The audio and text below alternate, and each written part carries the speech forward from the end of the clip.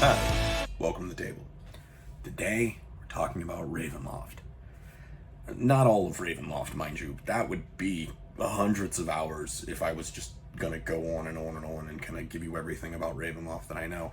I could probably do multiple TV seasons of Ravenloft at this point because it's kind of my favorite official campaign setting within all of D&D.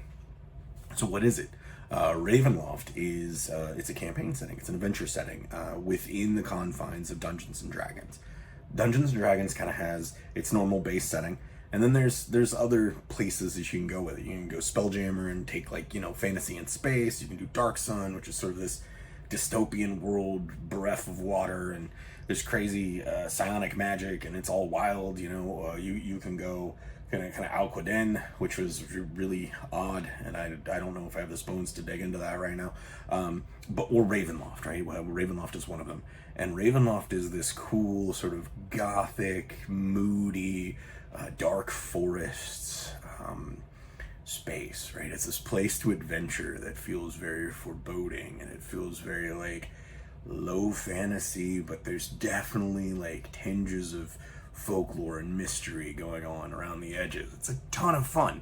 But let's jump back to the beginning. So where did Ravenloft come from, right? So Ravenloft, this is the first Ravenloft right here. I've had this for ages. I've probably had this for 20 years. This is one of my favorite things that I own. And it's got tons of maps, lots of cool stuff in it, right? It's awesome. It makes me smile. This is the stuff that makes me happy. So, Tracy and Laura Hickman, they were playing first edition D&D, right? As you do, you play D&D with your friends. And in first edition, kind of had this problem where it wasn't a problem.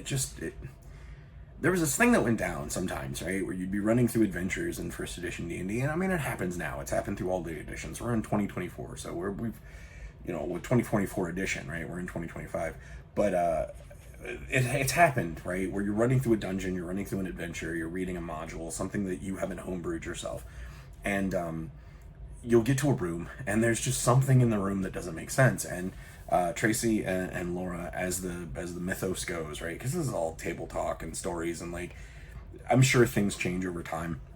But as far as I'm aware, Tracy and Laura Hickman had been playing D&D with their friends, and one of the things they encountered in a dungeon was just a vampire in a room, right? And so it's these giant stone rooms, and they've got doors, and there's slimes and kobolds and just stuff running around, and it's why is this very powerful vampire, who's dressed in finery, just kind of hanging out in this room with an ooze and some talking fungus? And I mean, you could come up with reasons why, there's a way that you could spin it as a storyteller, but as it's written on the page, it seems a little silly that somebody in finery and regalia is hanging out with a slime. Why are they in the same space? It does, from the sort of biology of a dungeon, doesn't make a whole lot of sense.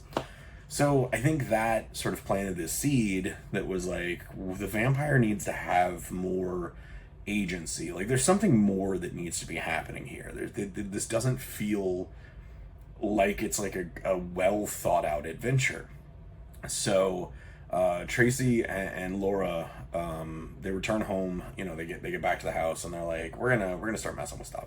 And they start kind of coming up with a vampire in D&D adjacent that has motivation, right? That's has a personality, that is doing something. And then they run this game for their friends, and it sort of becomes this Halloween tradition that they're running this thing. And they've Tracy Hickman, sensational world builder, wonderful writer, delightful human that I've met. Great. Dragonlance. If you haven't read Dragonlance, check it out. Weiss and Hickman, wonderful job. It's a very formative fantasy. See, I'm getting off topic. Let's get back to Ravenloft. So they're running this game, and it has a lot of soul to it. It's a lot of personality, and there's a titular villain, right? And sort of the big bad villain character that you kind of see as a trope now in a lot of settings. You see it on Instagram Reels, I'm sure TikToks, YouTubes. Everybody's got it, right? It's your Demogorgon, it's your Vecna. It's who is this character? Well, they come up with Strahd. Count Strahd von Zarkovich, and that's a mouthful. Count Strahd von Zarkovich, and Strahd is this very, enigmatic vampire guy, and he's kind of forlorn, and he runs this castle, and it's full of like Denzians, and he's kind of heartbroken because he's a vampire, and like the way that they write him, I really dig, because a lot of times I feel like in media, vampires aren't the apex predators they could be, right? And I don't need everything to be like gory and monsters, but like sometimes it's really fun when a monster is a monster, because it's jarring. They look human, but they're this thing, right? They're this entity that's sort of foreboding and dark and omnipresent, and really Ravenloft captures that, right? It's this crawl through this castle full of all sorts of sort of specters and skeletons and plants and werebeasts and all this stuff that like really works well together. Like everything's sort of themed and plays nicely into the setting, into the castle. It's very, very nicely constructed. And for me, it was one of the first like official D&D ventures that I played in. I played in the back of a comic shop, and I was probably way too young to be left alone with a bunch of adults in the back of a comic shop for hours on end, but that's what happened often. And so I'm playing in the back of this comic shop, and there's this dude, mustachioed man, very tall. I remember he had like very curly hair, and he was wearing a Megadeth t-shirt, and he was had a denim jacket on, emblazoned with lots of patches, very skinny gentleman, and he was sitting at the head of this table, and there was like a piece of plexiglass on the table in front of him, and underneath the plexiglass there was a giant sheet of graph paper, right? And I learned later it was a battle map, but all it was graph paper. And there was a couple other very interesting people sitting around this table with him, men and women, which was rad. And there was an opening at the table, and the mustachioed man was like, "You, do you want to play D&D?" And I was like, "Shit, yeah, man, I want to hang out with people. So by all means." So I crouched over there and sat down on this bench, like this rickety old bench. And the back of this comic shop was like dangerous.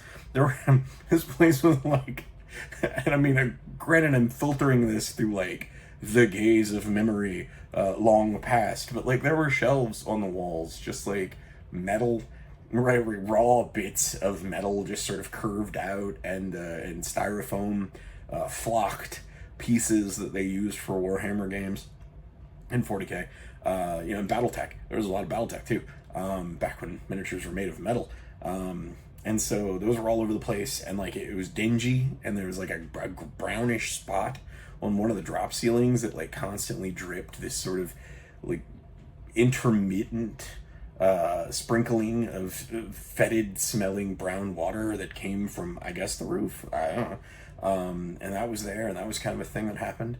And there was, so sitting at this table, I remember getting those like warm butterfly feelings, right? Because it was like, oh man, I'm gonna play with like strangers, and like I don't know these people, and like they're being nice to me, and maybe they'll snatch me. I don't know what's gonna happen.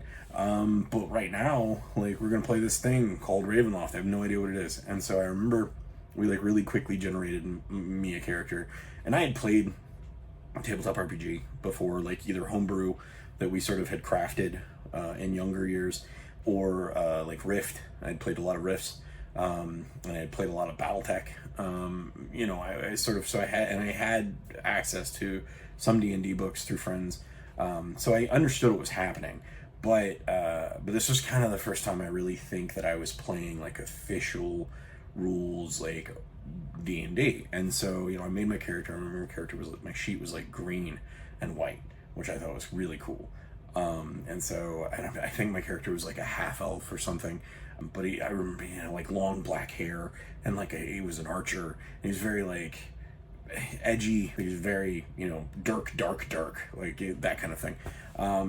And I was with this other adventuring party. There's like big strong dude, and like there's like a cleric lady. It was one of the ladies at the table. She was playing a cleric, and she was like really into it. There was like a dwarven guy he had 2 warhammers And I thought that was really cool because the guy who was role playing was a great big dude with a beard, and he kept like, "I smash my hammers together." And as a kid, I remember being like, "Wow, this is like a grown up who's like really into this stuff that I'm into," and I've never seen that in my life, so that's cool. And we were going into Castle Ravenloft. I had no idea what I was in for, right? And apparently, other people at the table. There was one guy who was playing a wizard. His name was Walt. Very nice dude. And he kind of knew all of this stuff. And the guy that running the game, and he seemed to have sort of a contentious relationship because like the wizard Walt would say like, we got to prepare for this, and the guy running the game was like, well, you might have changed it, you don't know. And so like it seemed like there was more going on, but for me in the moment, I was really just there like vibing and having like a great time, right? And I had dice. They had like, wow, it was just so much fun. So I remember going upstairs in this castle, right? And it was this castle, like it was the castle from this map that's right here. And we were going up these staircases, right? And at some point, one of the things that was said was like there were sconces on the walls, and I remember being like, "What's a sconce?" No idea what a sconce was. I should have known. It hadn't come up in any of the books I read. It wasn't like we had sconces at the house. I had no clue. So they explained to me what a sconce was, and I was like, "Oh, that's rad! I want to steal it." I don't know why. I don't know why that was a choice. You make dumb choices sometimes when you play role playing games, right? And I was like, "I'm gonna take it." And so, he made me roll, and I rolled, and it was, I guess, acceptable. And, and I got this sconce, and then that became like a gimmick thing that I was really into. Was like, sometimes we'd get to a room, and I was kind of shy and like reserved because I didn't really know what I was doing yet. And everybody else was interacting and like really good role players. So it was like watching all of these people at the table around me as a small kid, like watching these adults like interact and be like really into these characters, and it was tons of fun. Like it was really, really cool. And I remember just like the way the guy running the game, the mustachioed man running the game, the way that he painted the pictures as we moved from room to room and into courtyards full of like these thorn encrusted vines that had like crimson flowers, and like as we dug through them we saw they had drained the life from corpses and stuff.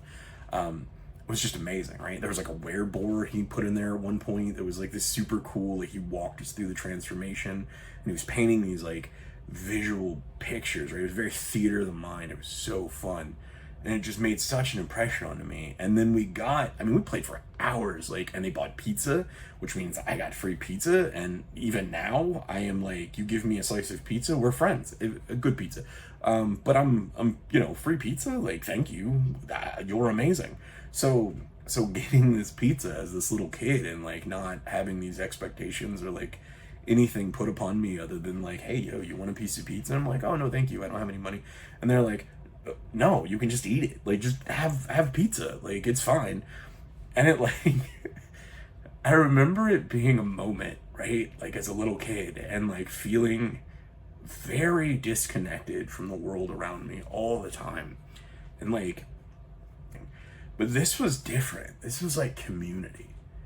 And Ravenloft, I think, matters so much to me because it's like that anchor, right? I can look back at that first game and it like conjures those memories of like, these were the adults the little kid me needed. These were the adults that like, and I'm sure they had problems. I'm sure they were weird. I'm weird. But I mean, like, I'm sure at some point, like, all of these people went through trials and tribulations that life throws at you. But as a little kid, like, looking at them and being able to interact with them, and none of them being related to me or people I knew, just these are strangers. And then, like, welcoming this little dorky me to the table and, like, teaching me how to be in their world. And, like, I was equal. And that was amazing. And we shared food, and we shared an adventure.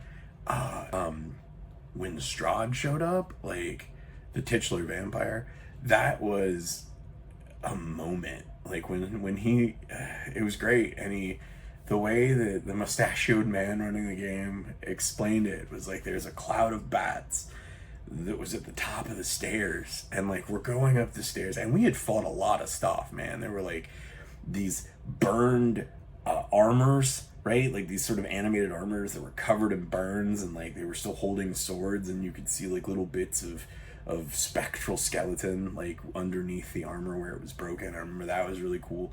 But we were just really grinding to get up these stairs, and we got to the top of the stairs. There's this big overlook, and there's a cloud of bats that kind of descended down, and then from the cloud of bats, I was like, this awesome like sound effect of this, like these bats coming together, and they formed this guy with like this crimson suit, right, and furs, and like this black billowing cloak with like red on the underside of it, and it was like formed from bats. And as the last of the bats sort of pieced themselves together into the form of this like giant vampiric man who just commanded presence, like he stands at the table as he's telling us. So he like rises from the seating position, and like by the time he's done explaining Strahd entering via this cloud of bats, like we're all just like mouth dropped, eyes huge, just like everybody's like, oh, okay, well, let's go, like we gotta go, we're already, like our characters are already beat to hell, so like what are we gonna do? And then we mix it up, and we got obliterated. We lost to Strahd. It happened. And then we all laughed, and it was fun, and you know, then it was like, maybe we should build new characters and try it again. And we did, and I think we lost to the, you know, way before we had gotten there. I think we wandered off and were taken out by like some horrible bent crone monster that like lived in the woods with a tarot deck. And you know, I have made it a point since since I've been playing, since I've had any kind of money and have been playing, to purchase all of the Ravenloft stuff that I've come across. So I have like, I have the first one, I have Ravenloft, and then I have Ravenloft 2, not as popular, still awesome. And then I have like 3.0, this was AD&D, second edition, and then I have the 3.0 books for Ravenloft, which are amazing. And then the only 4th edition book I bought when 4th edition was coming out, because I switched to Pathfinder, because I really like the rules. But for 4th edition D&D, I still have the 4th edition book.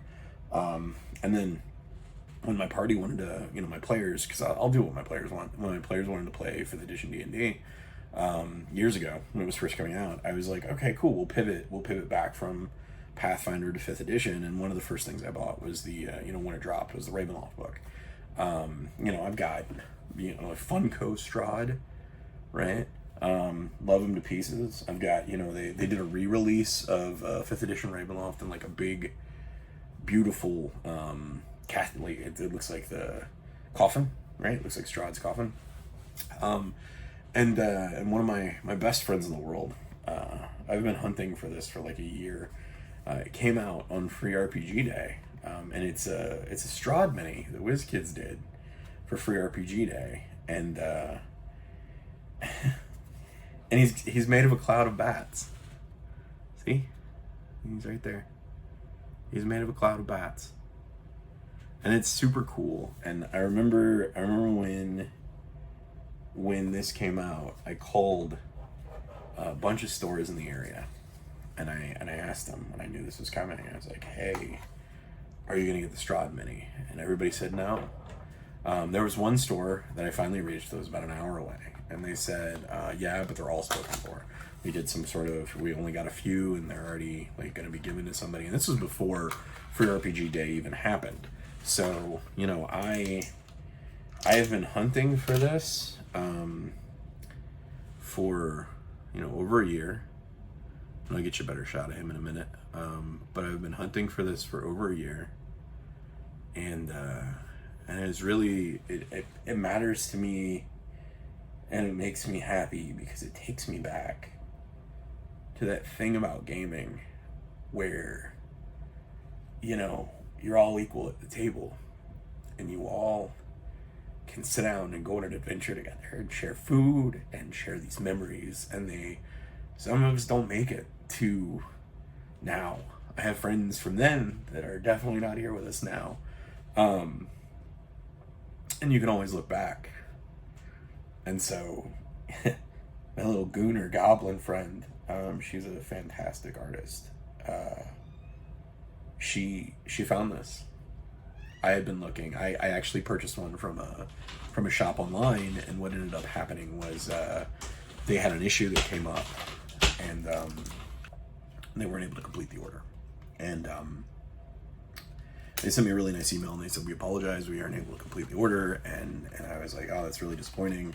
And typically when I see this pop up online, it's very expensive. And she found it and sent it to me, and kind of coordinated with my wife so that it would be a surprise. And so it arrived on a rough day, and that's it. It's Strahd in a cloud of bats. Now, that's what's beautiful about this hobby and the people that you share it with. And that's what's beautiful about beautiful. What was that? That's what's beautiful about this hobby and the people that you share it with. And that's what's beautiful about D&D and the relationships that you make. Any tabletop RPG and the relationships you make is like, it becomes part of you. And for me, Ravenloft really makes me happy because it takes me back to that moment of feeling connected with other people, with strangers.